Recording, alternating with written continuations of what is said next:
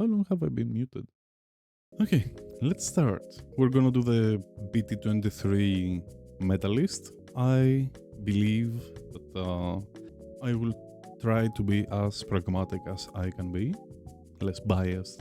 We're obviously gonna start with Hudie, whatever you spell it, uncontested in the tier 0 spot. This deck is ridiculous right now. It tops in Japan, Singapore, China, every Asian part of the meta. Across release events, in just a few weeks it has topped into other countries too. Other metas are the regions.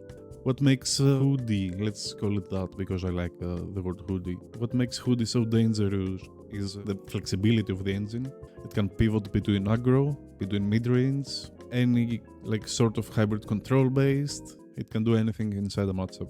The core loop is really fast. It abuses BT23's new consistency tools. Obviously, when I talk about Hudie, I'm talking about pure Hudie, or I don't know how you want to say it, Hudie control. Doesn't matter. We're in that part of Hudie. The Hudie loop is not that good. It's good, but it's not that good. I would say the Hudie loop is about tier 1.5, maybe.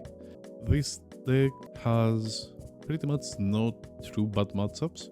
It can be skill checked by some players or decks, some cards, specific cards let's say, but it doesn't have bad matchups in the meta. Hudie punishes decks that stumble, outraces slower builds, it can reset its board like nothing, and even if players take against it, Hudie's raw power ceiling and reliability keep it in tier 0 no matter what. It's not just the deck to beat, it's the deck defining BT23. So it stays in tier 0 and we start with that. The second deck I'm gonna talk about might be a hot take, but it's my take. Jesmon BT23 finally gave Jesmon the support it needed, smoothing out the clunky lines that held it back. The new consistency options and better early game stabilization mean it's a deck that's not just a glass cannon. It can push quite fast, a lot of damage, like turn 2, turn 3, you can do 3 security checks, and even if they board wipe you, you can come back quite easily. Even now that topping Jesmon lists like the list Vipassion made, I believe are not in final form, which is scary if you think about it. When people actually solve Jesmon, it's going to be terrifying. It's gonna be not Hudie meta defining, but it is gonna be meta defining, and if you can't beat Jesmon, your deck is probably not it if you want to like be really competitive. We're not talking about local level stuff, we're talking about regionals and up. This deck hits like a truck, it scales crazy. It has access to new BT23 synergies with the new option and the new sisters and the new Jesmon, everything. It pushes the aggression to Gallantmon level threats. The ceiling of the deck is low-key crazy, and once optimized, it's gonna be really Hudie level strong. So I'm putting it in tier 0 a bit early. We could wait like a week or 2 or 3 and put it up there then, but because I don't know if I'm gonna make another tier list 0 until the next set, I'm calling it now. Jesmon is a tier 0 deck. If I fall flat and it's not, tough luck. Okay, let's go to the next deck. The next deck is Gallantmon. I'm not gonna talk much about Gallantmon. It's one of the most represented decks, it's one of the most successful decks because the conversion is still okay considering how many casual players show up in events just to play Gallantmon because Gallantmon is the cool guy. They still get results, whatever you have in your mind as a result. I'm talking about top 8, top 16 mostly, but even a top 64 is an awesome result for someone who prepped almost not at all, showed up with a Gallantmon and did good, because his deck is pretty absurd. Gallantmon X sits comfortably in tier 1. It's consistent, it's powerful, it has insane burst damage. The only thing holding it from being tier 0 right now, in my opinion, is the matchup spread. It struggles into Hudie, it struggles into Jesmon. But Gallantmon is a gatekeeper, the gatekeeper right now. If you can't beat it, your deck is not ready for BT23 at all. The next deck I'm gonna talk about is Machinedramon.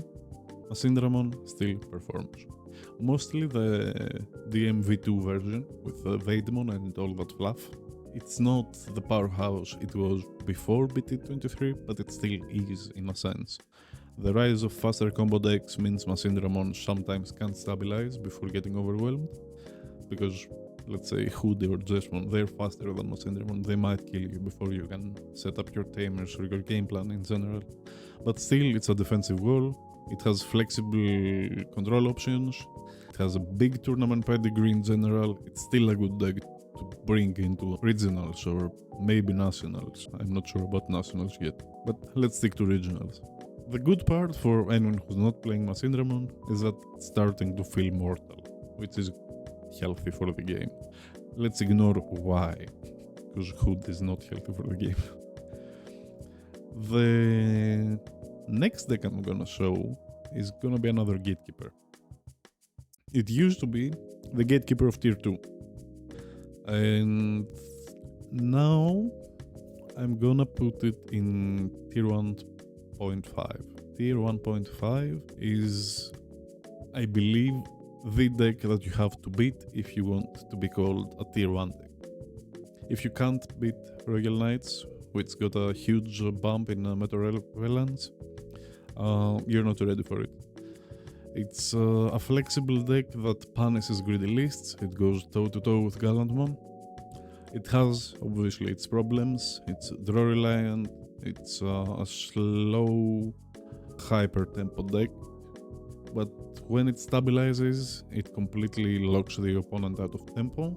It's gonna stay tier 1.5 in my eyes. It could be called a tier 1 deck, but I'm not going there. Magnamon BT23.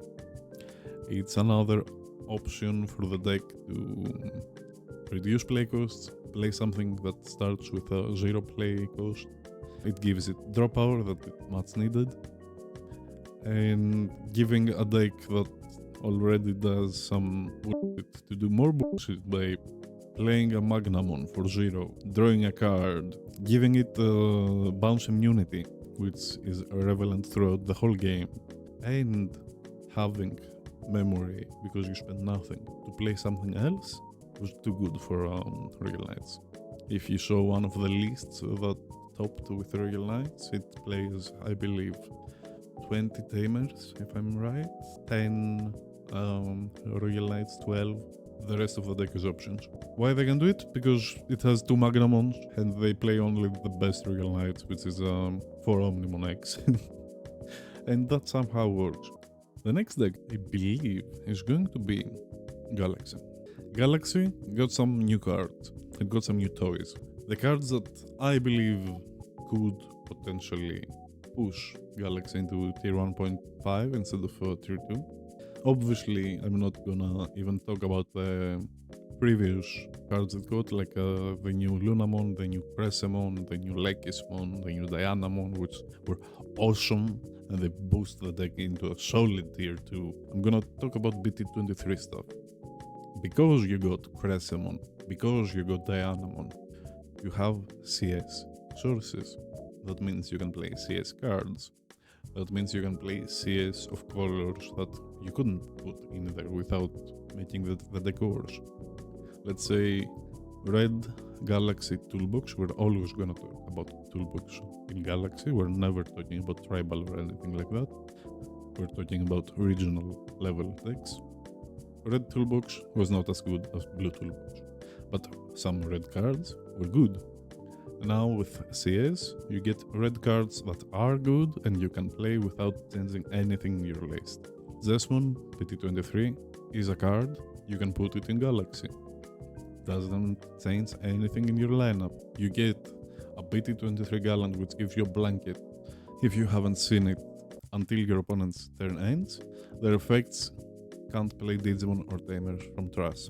On play on Digivolution. Awesome. It's a niche that you do not have to rely on. It's something that, because you're a toolbox, you have it there. If it's relevant, good. If it isn't, still good. Why? Because you have on play on Digivolution when attacking not once per turn, delete one of your opponent's Digimon with 8k DP or less. For each of their Digimon and Tamers, add 2k to this DP deletion effect's maximum. That means that if your opponent has a Digimon and a Tamer, that's 12k DP deletion, not once per turn. Your Gallantmon matchup is skill-based. Your Jesmon matchup is a big question mark for me. I believe it should be skill-based, but I'm not familiar with that matchup, I'm not gonna lie. Your Machinedramon matchup is also pretty decent. You can be quite fast with the deck. The Tamer hate is also pretty solid. Diana is also good into Veedramon. I believe it should fare decently into the top 4 decks, but because of consistency, I'm not gonna put it into tier 1 or something. Tier 1.5 is fine. It's gonna be, in my eyes, a gatekeeper, like Royal Knights. If you can't beat it, you do not deserve to be in tier 1. And I think that's enough of me talking about Galaxy. We will go into Magnetic. If you asked me a week earlier, I would say Magnetic is tier 0, probably. Or high tier 1. Hudie now is a deck. Jesmon now is a deck. You can't have as good of a matchup in either of them.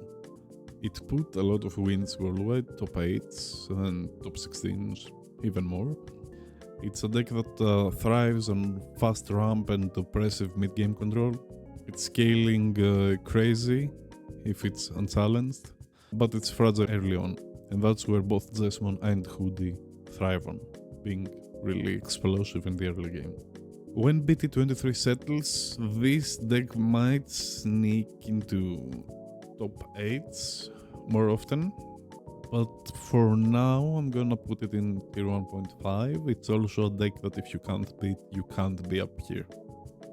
Now, decks that you could bring in, let's say, a regional and still expect to do good, and we're gonna talk about the XD tier. I think I might have to put one more actually. So, tier 2, it's decks that are completely fine. They are competitive. You could bring them into original, you could bring them into nationals and still expect to do good. Do they win against the top decks? No, not all of them at least. Let's have a really good example into Purple Hybrid. Great Gallantmon matchup. BT23 Gallantmon is a card that Purple Hybrid is not afraid, but it kinda slows the game down. Basically, you have, before BT23, Purple Hybrid wins Gallantmon matchup like 6 out of 10 times, maybe 7.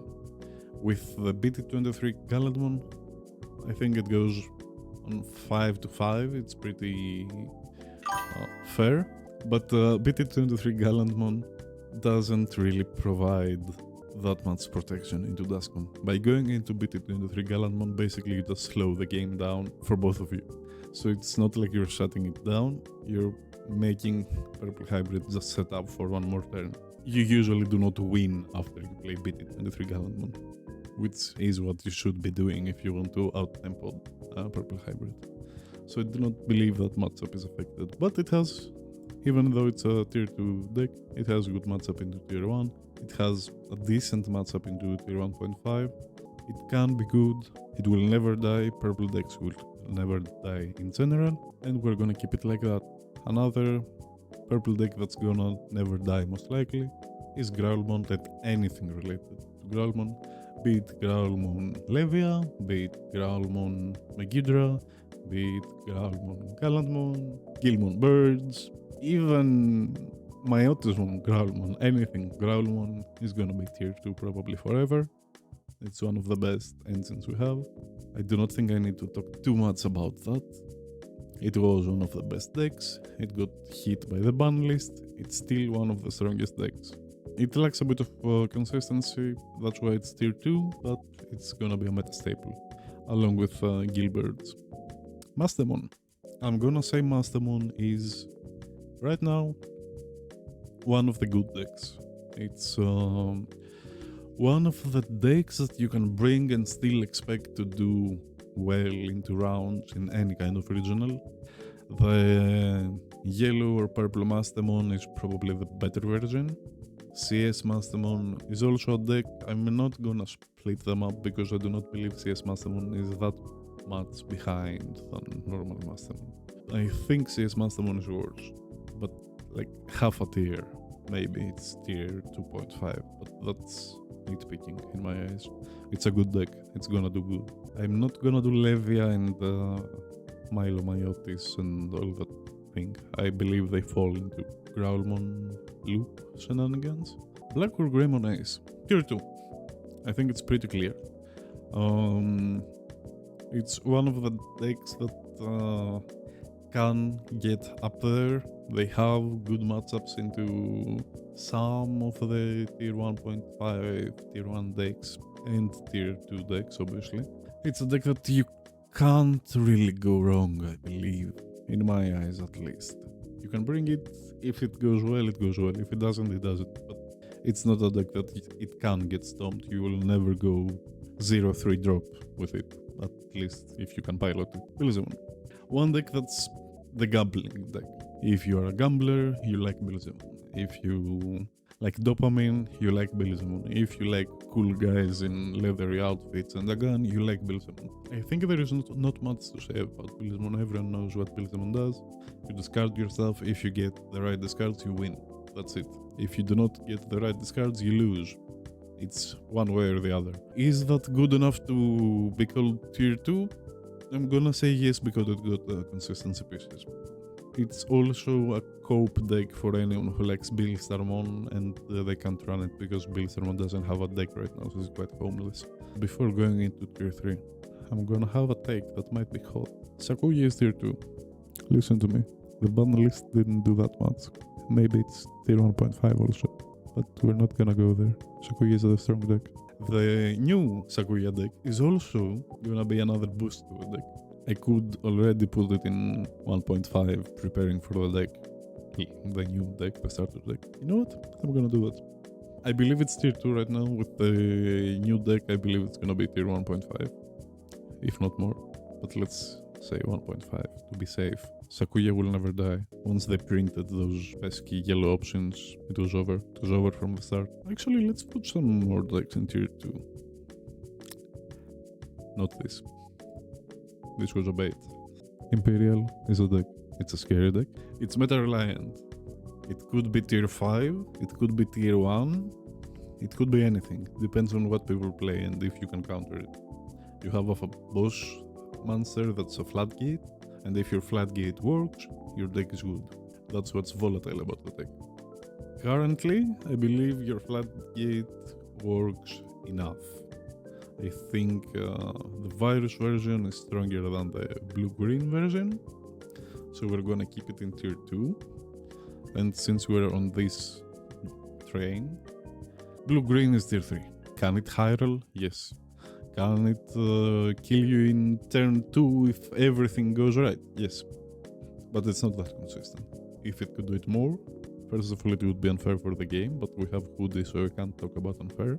But it could be like tier 1, tier 1.5 if it got one card support that was decent. But hopefully it doesn't. Magnamon X. A deck that will never die, a deck that will never be bad. Can you bring it into regionals and do good? Yes. Will it be a wise choice? Probably not. But if you can pull through with it, it's awesome. If you know what it does, you do. If you don't, you will face it one day and you will understand. In that manner, I'm going with any of the Omnimon. Alter S, Alter B, Alter Channel 8, doesn't matter. Awesome deck, has Gabumon, has Agumon, fan favorites, has Omnimon, fan favorite. It has Nokia, fan favorite. Anything you might want from a mascot, it's in there. The deck is working, good enough. It lacks some consistency.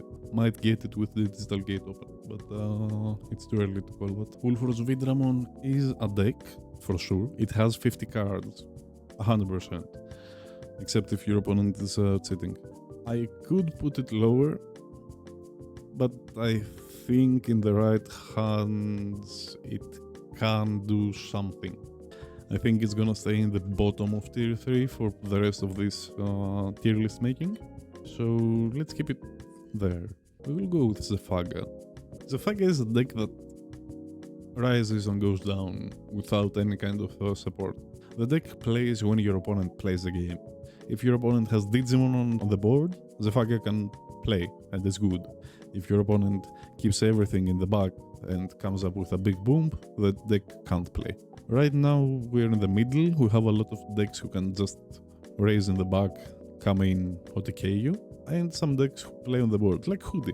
I think the consistency is there, and with Digital Gate open, I think it gets more consistency. Hi Camilla, this is gonna be Adventure. Adventure is a starter deck. It's the mix-up of two starter decks. It's one of the best starter decks ever created in Digimon. It's reliant in some draws, some specific draws, some specific tamers, which is what makes it be so slow. But it has same trait floodgates, which is an awesome pickup. Recycle floodgates, awesome. Draw power is there. Memory management is there. Doing some bullshit setups is there, but it's slow. It's slower than I believe anything over tier 1.5. So it's not that good, but it is decent. If you are just starting the game and you don't know what deck to pick up, you're gonna go with Adventure. It's cheap to build, it's easy to play, and it's rewarding. Puppet is also a deck with 50 cards. It got some boosts with the new sets. I do not believe it has the speed to compete with any of the tier 2 and above decks.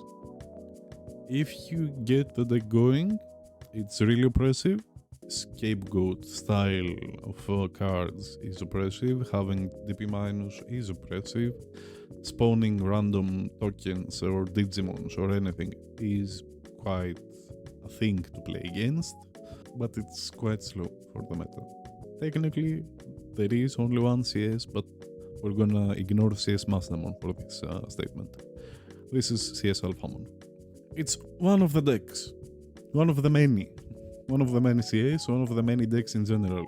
And I say that because it's a quite generic deck. It's a deck that plays cards because they are in their own archetype, but it doesn't utilize them as much. I understand they tried to make CS not as oppressive as Galaxy, because they didn't want you to play with any random cards in a deck that just makes them work. But they power crept them too much to be even near where Galaxy is right now, which is not the top. It's what you'd consider the middle of the pack. Alphamon lacking protection on its own is a problem.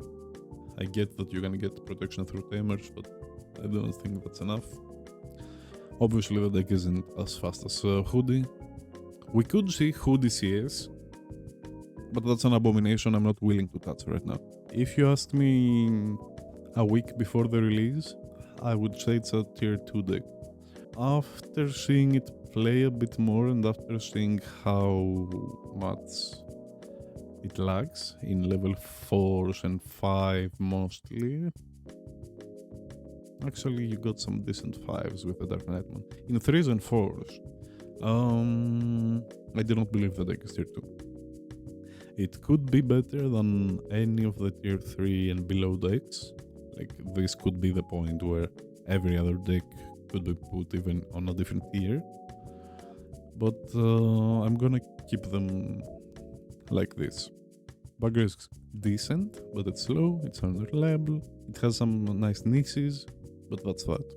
Let's do another deck that I believe should be mentioned, because some people play it. No one likes those people. Eaters. Let's put Eaters here. Eaters are a deck that are oppressive. No one almost is ready to play against Eaters. Half of the people I've seen do not know what Eaters do. Maybe even I don't know all the Eater effects. I know some of them, and that's enough, because I know that when they do their combos or they establish their board, the deck is disgusting. But it's slow, and it's a deck that starts with low tempo in general. And low tempo in Hudie, Jesmon, Gallantmon meta, or even like Rocks meta is not the start you want to have. Hero ups. It's a deck that I had high hopes, I'm not gonna lie. In BT21, I would say it was near tier 2, but it has fall off since then. It got almost no support, even though up cards are printed. There is nothing almost new to the deck, no great additions. You can do the niche of OTKing, but it's a niche, it's unreliable. If you could do it more, it would be unhealthy for the game, but it would be good for the deck. But you can't. I think I'm okay with this tier 3. Now we're gonna go to XD. You might see them at your locals when someone's friend gives them like 50 random sleeved cards and they go like, okay, here, have this deck in quotes, so you can get a participation pack and maybe you open up Hudie from that and then you decide to make a good deck. Or like everyone in your local somehow agrees that you're gonna play your pet decks, the decks that you have been making since forever and you can't play because you are not in the mood to get stomped by every other deck in existence. They are decent entry-level deck. They are fun.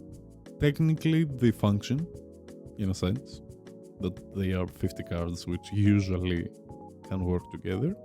But if one of these decks ever like tops up a regional, as in like gets first place, there is a high chance I will like eat the hottest chip out there or chew on my playmat, I don't know. And by ever I mean in BT23, not in general. Do not come back with me like in EX20 when 3 Musketeers get support or something. Mentioning 3 Musketeers, let's start with that. 3 Musketeers is not a deck. It's 50 cards, 30 of them work together, the 20 of them work with half of the 30 cards. It's a mess. It needs tamers, it needs level 4s, it needs some sort of a same color agreement. You have black, red, purple cards, but only half of them evolve into each other. You mixed in ups because they wanted to give you some sort of support and they gave it in form of ups, but the deck doesn't really run with ups either way. So you got a Satellamon and a Scopemon, which is your best level 4. It's a hot mess. It's not a deck to play, except if you like to torture yourself and you're playing for fun, which is something I do occasionally with this deck specifically. Scadimon and all of the Pendulum decks, I'm gonna put NSO, NSP, all that stuff. Maybe not DS, DS could be tier 3, but let's put DS on the side for now. All of the other Pendulum decks believe in their dreams of maybe winning a match in general. If you play any of those decks, you play them because you have managed to get the altars for €3 or $5 or whatever is your currency, and you want to show off some pretty cards, which are pretty actually. Polar Bearmon and Scadimon and all that stuff is really nice in Alter. But yeah, you're not winning stuff with that. Royal Base, Bees, whatever you want to call them. A deck that costs way more than it should because it runs protoforms. It's not a deck. I'm not gonna sugarcoat it. It's 50 cards that do not work together. The deck doesn't have a tamer, doesn't have good level 6s. Your best level 6 game with BT23 and it's an ace. Your protection is laughable. The level 5s, level 4s, level 3s, what are those cards? The idea behind it? Awesome. Having your security play with the deck, doing all those funky tricks, really nice. Putting rookies in your security, questionable, but I'm okay. But the deck doesn't run, it doesn't draw enough, it doesn't generate enough memory, it doesn't get there fast enough. You run protoform to make it faster, but it's not. Running protoform in general in decks that are in this level should be legal. I believe those decks should cost like $20 to make all together. And yeah, no, we're not having regular base around here. I'm only putting Medusamon as a separate deck because it's a fan favorite. But it's not a deck either. Necromon, Medusamon, the Liberator decks in general, no. They need everything. They printed new cards in BT23 for Necromon. It has a gimmick that is not there. I like the idea of execute. It's not fast enough, it's not reliable enough, it doesn't make a board fast enough, it doesn't recover said board fast enough, even though when your Digimon die they spawn other Digimon. It doesn't generate enough memory. Having to run analog boys to make your deck viable is a questionable choice, and that's with having Imperial up there. The whole deck is a hot mess. Medusamon is even more of a hot mess. And actually, let's put Necromon here because it's probably the best of this tier. And Royal Base here. I'm not gonna nitpick if Medusa is better than Ice Clad or NSP or NSO or anything. Let's put it like this. Abbadomon. A deck with 50 black cards. Totally a deck. 100%. We're not gonna talk about it. Arimon is also a deck. I like the whole concept of Arimon. I like the water cards in general. Blue is a nice color, not visually. I mean visually too, but the cards that blue gets usually get good effects. This one isn't it. It could be in the same tier as Veemon, but I do not think it's there. But it's close, so we're gonna put it like this. New Dynasmon. Still not a deck. We all want to make Dynasmon work. We can't. And I know you're gonna try, because the new card is there and it's shiny. But it's not a deck. I hope it was. It's not. Obviously there is more decks out there. You can go into Kabuterimon or 7 Demon Lord. That's a deck that has fallen out of favor quite a lot. It was a deck to beat, then it stopped being a deck to beat, and it still isn't. But it's a deck that people like to bring into regionals, and I'm gonna put it next to Omni, because I still believe when you build you have to consider that your opponent might try to stall you out, and you need an out for being stalled, and this is one of the best decks to stall you. And let's put the other deck that's also a deck that will try to stall you out. And everyone who brings Lucemon in any kind of event is not planning to win. You're just there to try to tire you out so someone else can win. People who play Lucemon thrive in getting ties, and maybe you get tired, and instead of playing the 3 matches or 2, if you can get there, you give them the win because you do not want to deal with it. Because even if you lose and you go into second game, it should go to tie. But if you do not want to waste time because you want to go to the bathroom, drink some water, do something in between the matches, most likely you will go, you know what, I'm gonna concede this match. That's how they get a winning round. If you play out the whole match, you still lose even if you win, because you've played 2 different almost 30-minute matches to get a win or a tie, and your opponent wins morally. Actually no, morally they never win. He wins technically because he tired you out, and because you're so tired you will most likely never get the top spot. I have a bone to pick with Lucemon players, if you can't tell.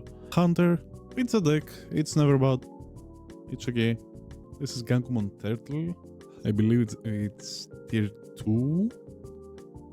It's somewhere around here. Could be better than some decks, maybe like this. Yeah, Gankoomon is a deck that if you can't out their board, it's a seal deal. The protection is crazy. Playing so many small guys and giving them protection is something that shouldn't be doable, but it is. Having the floodgates to lock some decks out of playing the game in general, crazy. The Abbadomon is not a deck, I'm not gonna talk about that. 3 Great Angels, not a deck. ShineGreymon, let's talk about ShineGreymon. ShineGreymon with the new support is actually a deck. If you asked me 1 or 2 weeks ago, I would say no, you're crazy. But maybe you were a visionary. Maybe the deck is way better than it should be. And maybe it's better than Black or Greymon also. It's a deck that got some indirect support. The deck was always pretty okay, but it was slow. But Digital Gate Open gave it what it lacked. Some consistency, some ways to play the tamers for free. And it's already showing some signs of life. Signs? ShineGreymon? Anyway, I believe in this deck. Actually, it would be more sensible to put it in tier 3, but I believe we could argue if you want about AncientGarurumon. AncientGarurumon is a deck that died. It was RIP, but I believe it got a small breath of fresh air. It's not that bad, but it is. Let's put it above heroes below Bagra, I think. That's the choice we will make. It has some decent matchups in the meta. It got Digital Gate Open, which could be a card, probably. It's not there. We need something. I don't know what the deck needs even anymore. Haven't played it in a while. I don't know if AncientGarurumon is not enough. Not having a protection is not enough. I don't know if your level 3 is being mostly cards from BT7 or floodgates or anything like that. It's a problem, but there is a problem. Gammamon is a deck. It has cards. Does it have good cards? No. Is it a real deck? No.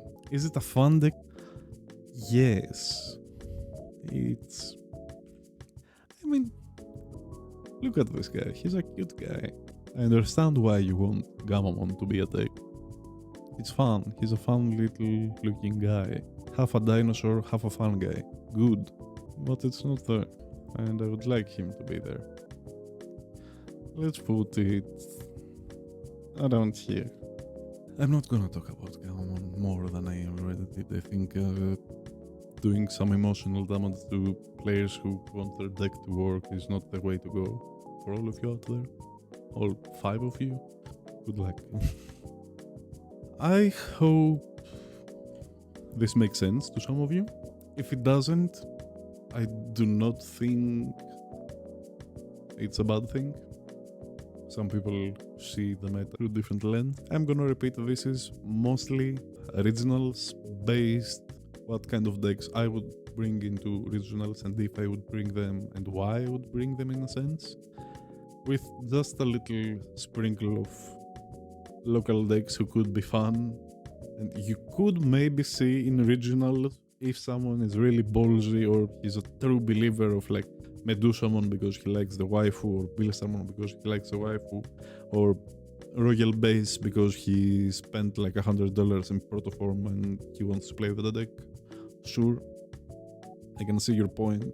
The tier list until tier 3 is mostly regionals based or nationals based. Okay, so this was it.